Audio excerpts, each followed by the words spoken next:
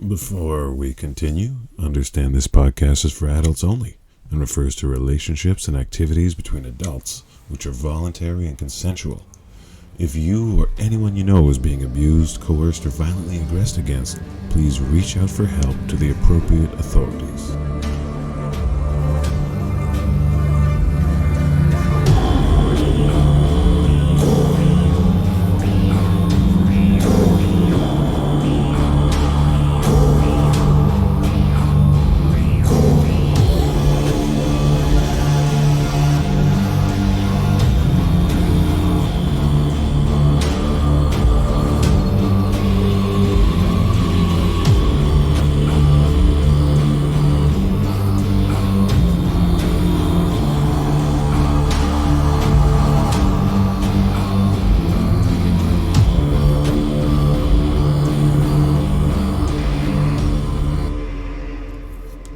Hello and welcome. Gorean Voice, Episode 5, Gorean Communities. Thanks for tuning in again. This week we're having a look at Gorean communities, the good, the bad, and the ugly. What does community even mean, though? A few years ago, I was discussing the very concept of culture and values with an acquaintance of mine. His tragically Canadian milquetoast taste would only allow him to assert the values of tolerance and diversity.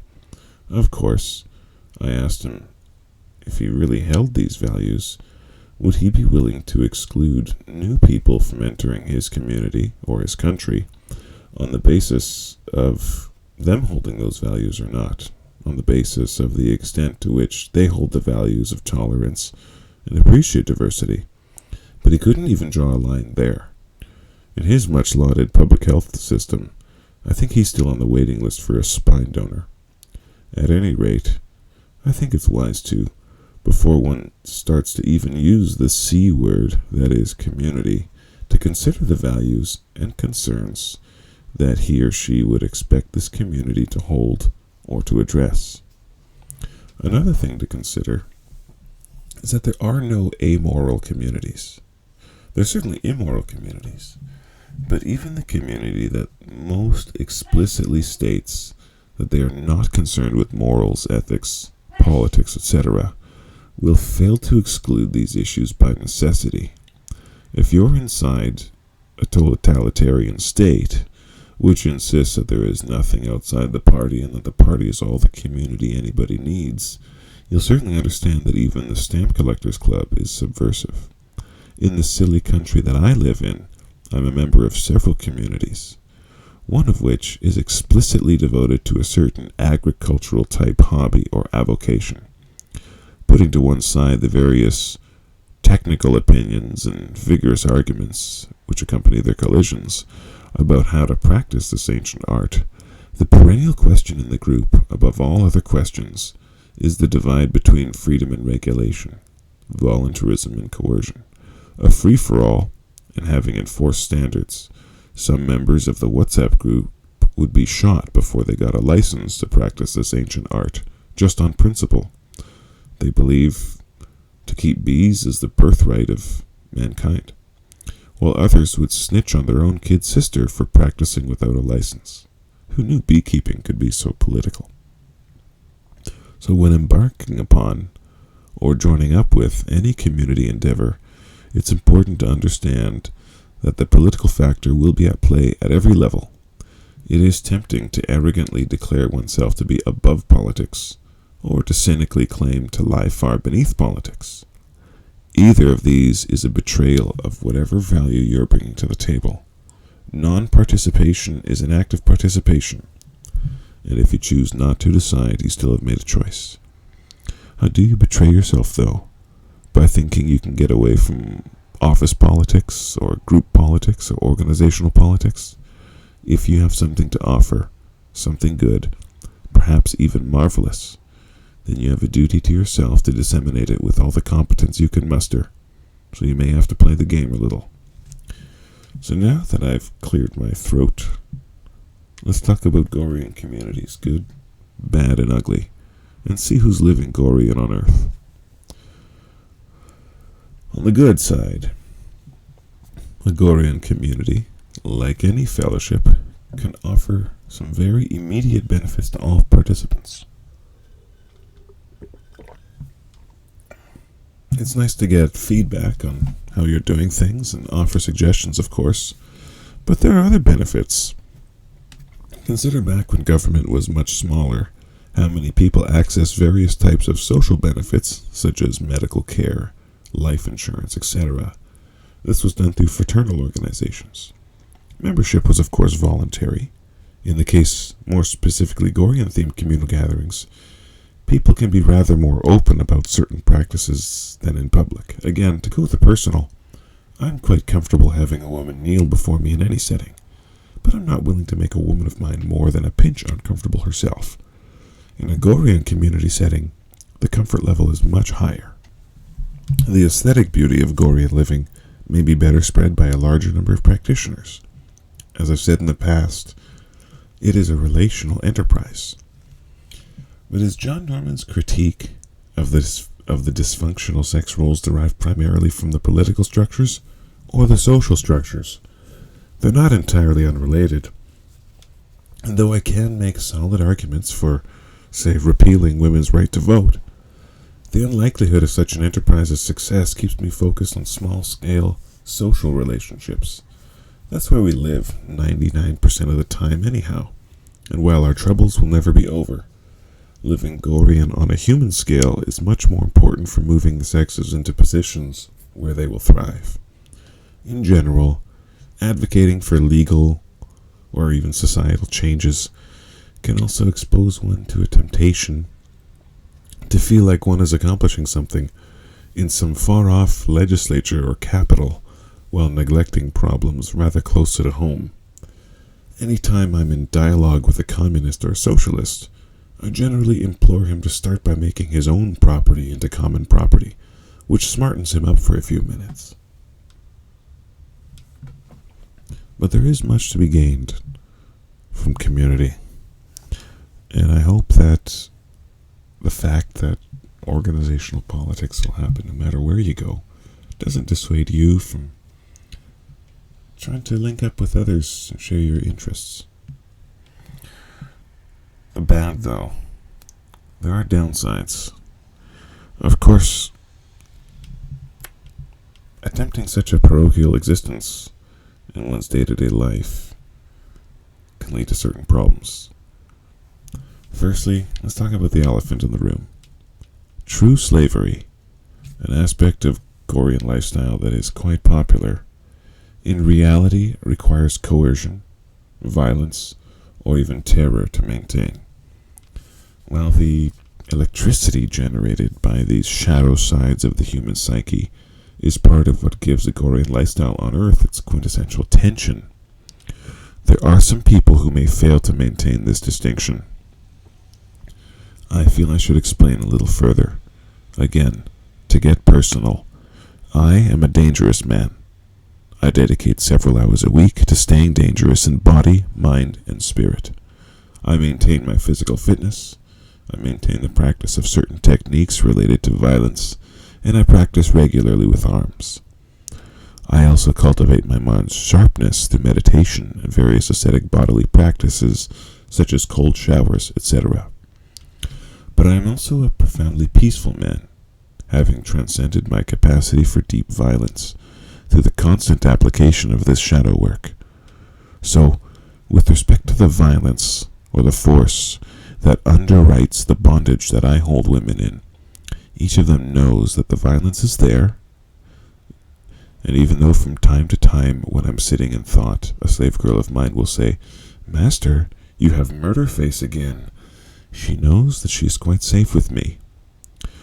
Not to do too much kissing and telling, but the extent of violence that any woman of mine has experienced in the physical has been limited to what happens in the dark, and of course the occasional zap from her behavioral enhancement unit. I never raise my voice, but from time to time I will handcuff a woman when she tells me she doesn't want to be handcuffed. I've never struck a woman, but I've forced one or two to cover her hair or wear an ankle-length garment. So to continue to tap this wellspring of mortal energy in just the right balance, that one can lead a productive happy and joyful relationship can be a challenge, but this challenge is not unique to Gorean folk. Most religions, especially the popular ones, have some threat at their core. The thing which is supremely respected is also supremely feared. Life is all the more real because it can be lost. Whether religions are your thing or not, and if you regard them as a supreme truth, as fonts of wisdom, or fossilized philosophies, or hyperannuated fairy stories, there are other fictions that we modern humans abide by with violence at their core. In my own country, killing a man will get you locked up in a cage, but so will not paying the state the money they say you owe them. It is violent turtles all the way down. I'm not bringing this up to either justify the violence itself, any religions in particular, or the concept of a nation-state in general. I'm just keen to point out that the practice of a lifestyle with an essential coercive element at its core is hardly exceptional. Still, the deep violence that underpins slavery needs to be well controlled. This is not merely to prevent horrible outcomes, but also to cultivate the beauty that is born of this harshness. I said a few minutes ago that I'm a very dangerous man, but I'm safe to be around. The fellows who truly do some damage are the weak men, the men who arrogantly claim to be above violence, or to not care about it. Which brings me around to the ugly. Since most people's introduction to gore is through some online intermediary, there's a lot of opportunity for people to continue to live in their own heads. I understand there is a major Gorean area in a simulated world called Second Life.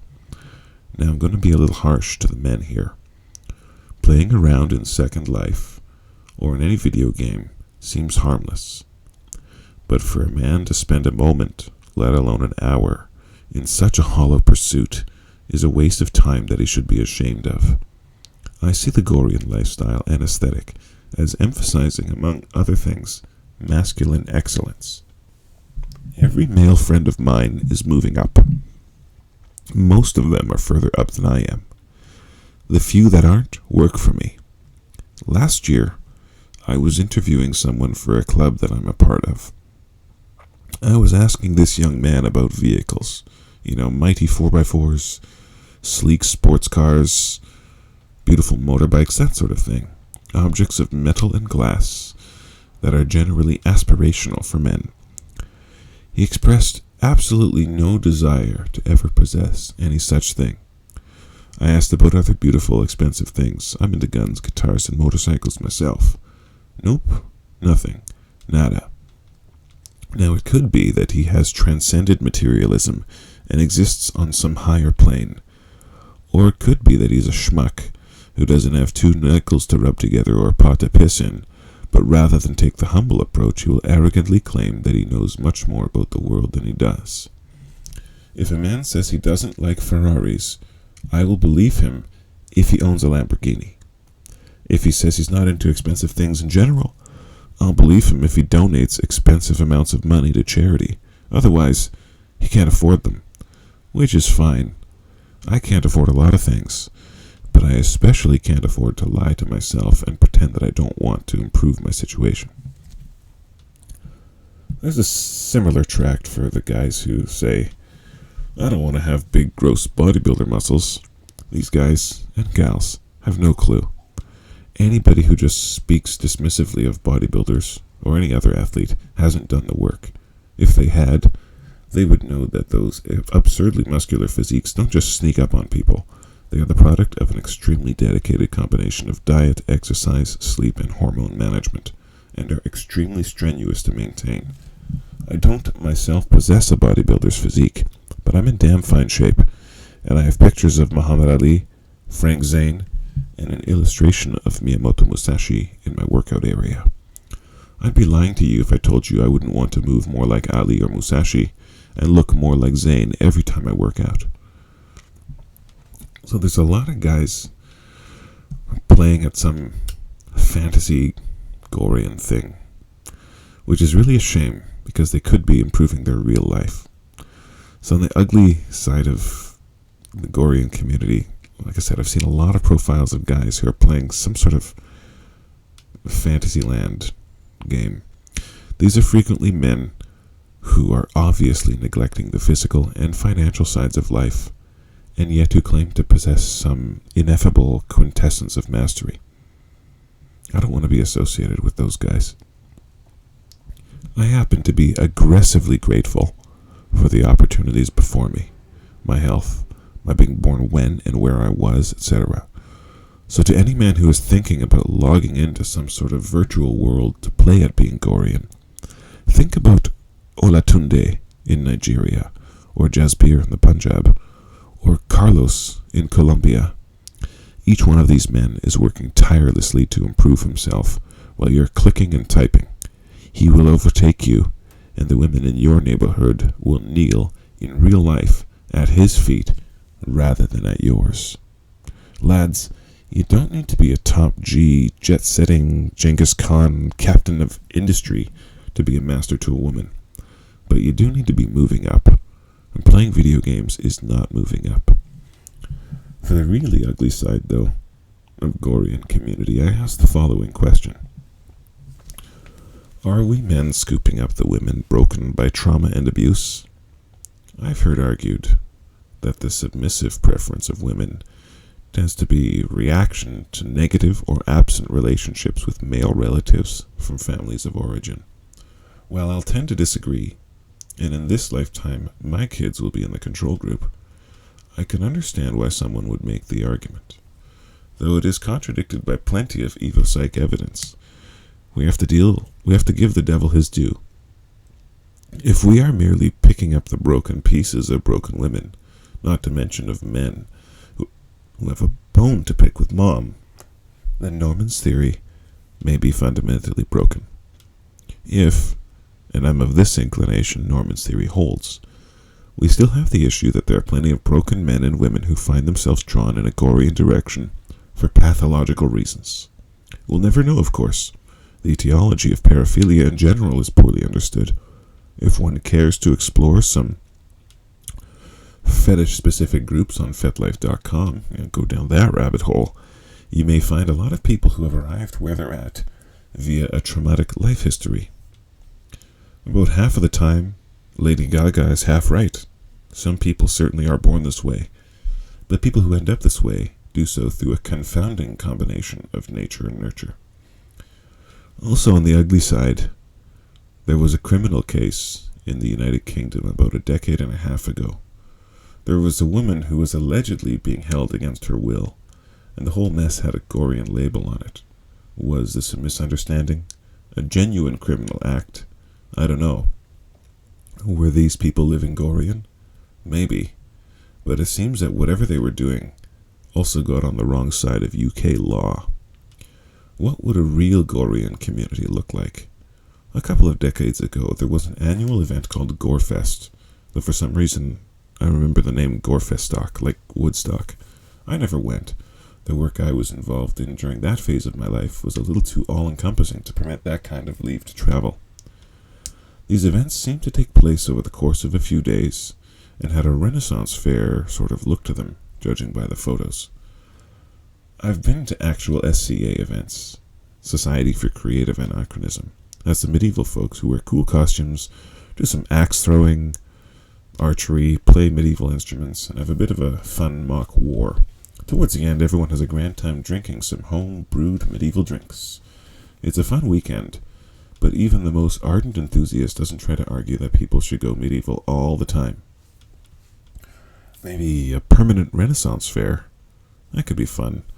Some sort of intentional community. Certain religious folks seem to make a success of this sort of thing, but those ties are bound tight from hellfire to paradise on a single strand. Now, I don't want to say sex cult, but maybe a groovy alternative church.